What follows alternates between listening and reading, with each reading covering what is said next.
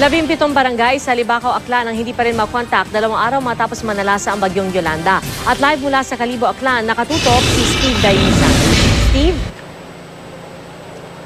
Pia, sa mga sandaling ito, patuloy pa rin ang repacking ng mga relief goods dito naman sa Kalibo Sports Complex. Patuloy din yung kanilang pagtutupi ng mga tolda na gagamitin bilang mga makeshift tents ng mga kababayan natin dito na nawala ng kanilang mga tahanan. Ang pinakamagandang balita ngayong araw dito, Pia, ay na-clear na ng lokal na pamalaan yung mga daan patungo sa munisipalidad. Kaya umaasa sila na bukas magiging mas madali na yung paghahatid ng tulong dun sa mga pinakanangangailangan. Sa bungad pa lang ng bayan ng Bangas sa Aklan, ito na ang sumalubong sa amin. Ang mga puno at posting nagtumbahan, iilan pa lang ang naiaalis. Kaya maliliit na sasakyan pa lang ang nakakadaan. Nagsisimula na ang ilan sa mga residente sa paglilinis. May mga nasa bubungan na rin at sinisikap kumpunihin ang mga sinira ng bagyong Yolanda. Ang nadaanan naming kapilya, wala raw munang misa ngayon. Nilipad kasi ang bubungan at nabunot ang mismong pundasyon nito. Magdasal na lang tayo kahit masira yung mga gamit natin, masira yung mga pananim. Basta hindi lang tayo masira, walang maano sa atin, walang masaktan sa atin. Sa bayan ng Libacao, wala ka nang makikitang bahay na maayos ang kondisyon.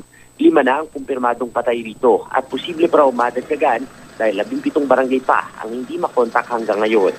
Andito tayo ngayon sa Purok 5 sa Barangay Poblasyon at kahit saan ka lumingon dito sa ating kinatatayuan, puro mga sirang bahay ang iyong makikita. Merong mga buong bubungan yung tinangay, merong puro mga dingding na lamang inatira at meron yung iba talagang minalas, halos wala ka na talagang mapakinabangan. Gustuin man daw nilang bumangon mula sa trahedya, hindi pa nila magawa sa ngayon dahil wala naman daw silang pera at kabuhayan. Isa pa, kung meron man daw silang pera, hindi naman sila makabili ng supply sa mga hardware. Si Nanay Diyosa na mismo ang nagkakapintero sa nasira nilang bahay pero pinaka-problema nilang makakain. Buko lang ang kanilang inalmusal. Ang kakaunting kanin na nahingi, paghahati-hatian pa raw nila sa tangklian. Lalo pa raw silang nahihirapan dahil ninakaw pa ang kanilang paninda. Sana kahit kaunting tulong nila tatanggapin namin kahit ano lang.